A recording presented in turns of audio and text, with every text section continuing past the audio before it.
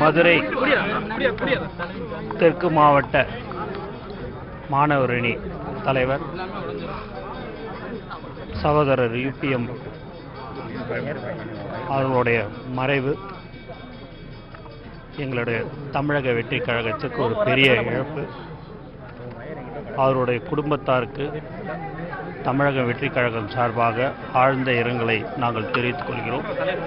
மேலும் தளபதியுடைய தொண்டன் என்று நிரூபிக்கும் வகையில் அவர் கண்தானம் வழங்கியிருக்கிறார் என்பதை இந்த நேரத்தில் நான் தெரிவித்துக் கொள்கிறேன்.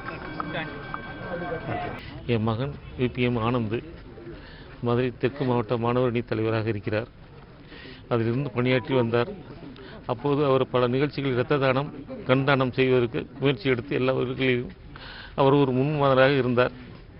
அவர் திடீரென்று அகால மரணம் ராஜாஜி மருத்துவமனையில் இருந்ததினால் அவருடைய கண்ணை மற்றவர்களுக்கு அவர் உயிரோடு இருப்பார் என்ற நினைவில் நான் அவருடைய கண்ணை தானம் செய்து மதுரை ராஜாஜி மருத்துவமனையில் தானம் செய்து பிரேத பரிசோதனைப்படி என் மகனை வீட்டுக்கு கொண்டு வந்தேன்.